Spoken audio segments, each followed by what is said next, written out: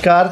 आज बड़ा सौभाग्य का क्षण है कि आज हरियाणा के एक कद्दावर प्रतिष्ठित हरियाणा सरकार में बीजेपी के मंत्री अनिल विज जी आज हमारे यहाँ पे जो हमारा बेसिक सेंटर है जीरकपुर का, जहाँ लगभग 800 बच्चे 200 डॉक्टर बैठते हैं, उसकी विज़िट पर आए तो बड़ा अच्छा लगा। तो मैं चाहूँगा कि आज अनिल विज जी हमारे साथ हैं और जो कि बहुत सालों से आयुर्वेद के लिए, नेचुरोपैथी के लिए बहुत ज़्यादा कोशिशें भी कर रहे हैं। पिछली सरकार में सर ने एज ए हेल्थ मंत्री भी सरकार को संभाला और आयुर्वेद की पॉलिसी भी सर के कार्यकाल में बनी, जो सरकारी कर्मचारियों का इलाज फ्री होता है। तो आज हमारे साथ है। मैं चाहूँगा हरियाणा की जनता के लिए या पूरे देश के लिए आप कोई संदेश, कोई मैसेज, कोई बात जो उन तक पहुँचाना चाहिए। आज आचार्य जी के पास आना हुआ। वैसे आचार्य जी से मेरी बहुत पुरानी जान पहचान है। ये आयुर्वेद में काम कर रहे हैं और बहुत बड़ा काम कर रहे हैं आयुर्वेद में। और मैं ये मानता हूँ कि जो आयुर्वेद का काम कर रहा है वो ईश्वरीय काम कर रहा है, क्योंकि हमारी असली जो पैथी थी वो आयुर्वेद ही थी। लेकिन समय के साथ हमने अपनी चारपाई के नीचे तो लाठी मार के नहीं देखा कि भाई सारा कुछ तो यहीं पड़ा हुआ है, और हम विदेशों में भागने लग गए, दूसरी औषधियों पर ज़्यादा निर्भर करने लग गए। परंतु अब फिर लोग आयुर्वेद की तरफ तेजी से बढ़ रहे हैं। लोगों को आयुर्वेद की ताकत समझ आ रही है और आयुर्वेद ही इंसान के मुताबिक बनी है। अगर माना जाए कि जो दूसरी दवाइयाँ हैं, अभी भी कईयों के रिजल्ट आते हैं कि ये दवाइयाँ गलत देते रहे और ये दवाइयों से ये नुकसान हुआ, ये दवाई बंद कर दी। लेकिन आयुर्वेद जो है ये मनुष्य की प्रकृति के अनुरूप ये बना है और इससे लाखों करोड़ों लोग लाभ उठाते हैं। और आचार्य जी तो इस दिशा में बहुत बड़ा काम कर रहे हैं। मैं इनको बार बार प्रणाम करना चाहता हूँ और मैं चाहता हूँ कि आयुर्वेद की दवाई सारे हिंदुस्तान में पहुँच जाए, लोगों को और कहीं देखना ही ना पड़े। तो अनिल जी, जब आप पिछले सरकार में हेल्थ मंत्री थे, अभी आप परिवहन देख रहे हो, कर्मचारियों को देख रहे हो और इसके अलावा और भी एक दो विभाग देख रहे हो, और आपके रहते ही हरियाणा की भारत में पहली बार सरकारी कर्मचारियों के लिए एक पॉलिसी लागू हुई जिसमें आपने आयुर्वेद को भी शामिल किया और आज सरकारी कर्मचारी आयुर्वेद में भी अपना इलाज करा पाते हैं और उनके बिल रिम्बर्स होते हैं। तो जैसे कि आपने पहले एज ए हेल्थ मंत्री भी काम किया, अब जो वक्त है ना वो है कि सारी पैथियां एक साथ काम करें। मतलब मकसद एक होना चाहिए, पेशेंट ठीक होना चाहिए, चाहे आयुर्वेद हो, होम्योपैथी हो, नेचुरोपैथी हो, योगा हो, यूनानी हो, एलोपैथी हो, ये सबको एक हो जाना चाहिए कि पेशेंट ठीक हो। क्योंकि आजकल घर घर में कैंसर हो रहा है, आज घर घर में किडनी फेल एक बीमारी पहुंच गई, हर घर में शुगर का पेशेंट है, हर घर में बीपी का पेशेंट है, दवाइयों के साइड इफेक्ट हैं। तो लोग खाना पीना बदलें। तो हमने एक अभियान शुरू किया है स्वामी ज्ञानानंद जी के सानिध्य में। परसों हमने ये अभियान शुरू किया है कि भारत में हफ्ते में एक दिन पूरा भारत उपवास करे।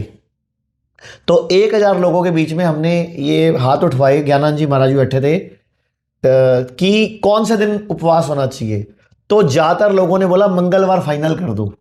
तो मैं आपसे भी रिक्वेस्ट करूंगा कि आप भी इस अभियान में जुड़िए हमारे साथ कि हफ्ते में 6 दिन गाड़ी चलाओ, एक दिन गाड़ी को रेस्ट दो। उस दिन सिर्फ हरी सब्जियां और फ्रूट खाए इंसान, पका हुआ भोजन और दूध दही पनीर वगैरह उस दिन ना ले, ताकि पूरा भारत स्वस्थ हो जाए, बीमार पड़े ही ना। आयुर्वेद के लिए जैसा आपने बताया कि मैंने जब हेल्थ मिनिस्टर था, मैंने आयुर्वेद को बढ़ावा ही नहीं दिया, मैंने आयुष यूनिवर्सिटी बना के दी। बिल्कुल, यस। ताकि हमारे पास क्वालिफाइड डॉक्टर्स की आवश्यकता है और जो हमारी आयुर्वेदिक मेडिसिन्स हैं या और हमारी पैथियाँ हैं उनकी रिसर्च की भी आवश्यकता है। बिल्कुल, कि उसकी रिसर्च भी हो और हम आगे बढ़ें।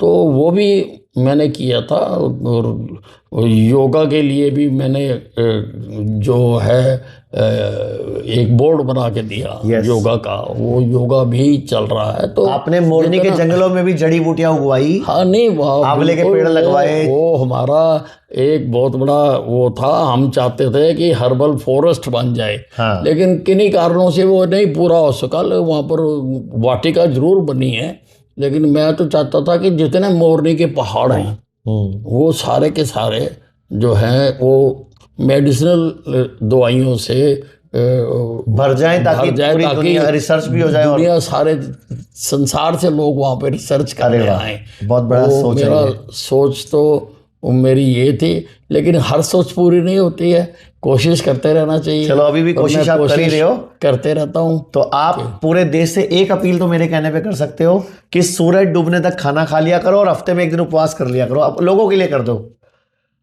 नहीं, आचार्य जी जो बात कह रहे हैं ये साइंटिफिक बात है, और हमारे पुरातन हिंदुस्तान में खाने का यही सिस्टम था। और उपवास भी हमारी कोई नया इन्वेंशन नहीं है। उपवास भी सदियों से हमारे लोग रखते आए हैं।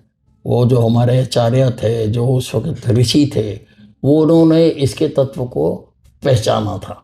तो लोगों को भी इस पर धीरे धीरे इसी पर आना पड़ेगा। तो बहुत बहुत धन्यवाद। और आप आयुर्वेद के लिए इतना काम करते हो और हमेशा एज ए बड़ा भाई, एज ए पिता आशीर्वाद देते रहते हो, तो मैं तो हमेशा आपका ऋणी रहता हूं और आपको हमेशा धन्यवाद देता हूं। और आपको हम देख के सीखते हैं, क्योंकि आप पूरे 15-15, 18-18 घंटे काम करते हो। सुबह शुरू हो जाते हो आप 5-6 बजे लोगों से मिलना, और रात को आप 8-9 बजे तक भी आप दुनिया की मदद करते हो, अपने मंत्रालयों को संभालते हो, पब्लिक को संभालते हो। और पूरे हमारे हरियाणा की शान है, जिसको हम बोलते हैं हरी आना। तो हरी आना की शान, और सबसे बड़ी बात तो आप 7 बार के एमएलए हो। ये भी एक सीखने की बात है। देखो कि कोई भी एमएलए या कोई भी एमपी अगर उस इलाके का प्यारा और दुलारा होता है तभी वो जीतता है।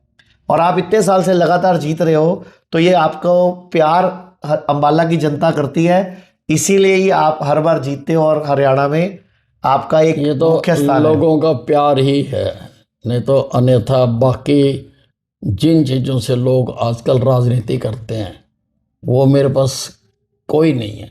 मैं तो लोगों का प्यार ही मेरे पास है। और आप हर सुख दुख में हर एक के यहाँ पहुँचते भी हो, शादियों में भी जाते हो, लोगों की मरग पे भी जाते हो। आपको मैंने देखा है कि आपको मैं जब भी अखबारें देखता हूँ ना, तो या जब भी मैं सोशल मीडिया देखता हूँ ना, तो आप कहीं ना कहीं ट्रैवल कर रहे होते हो।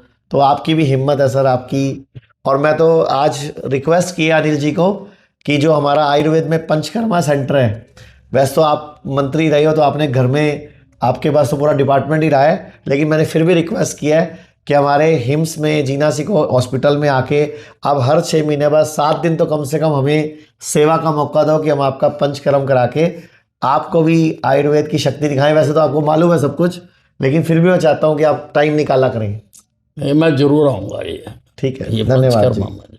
लोग कहते हैं आयुर्वेद गंभीर बीमारियों का इलाज नहीं कर सकता, लेकिन अगर पूरे भारत में कोई गंभीर बीमारी से परेशान है तो आयुर्वेद को ट्राई करने तो आ सकते हो ना, पंचकर्मा करा सकते हो। नुकसान तो कुछ होगा नहीं, लेकिन बॉडी हील कर गई तो जिंदगी आपकी बन जाएगी। और सभी प्रकार के हेल्थ इंश्योरेंस हमारे 120 सेंटरों पर चलते हैं।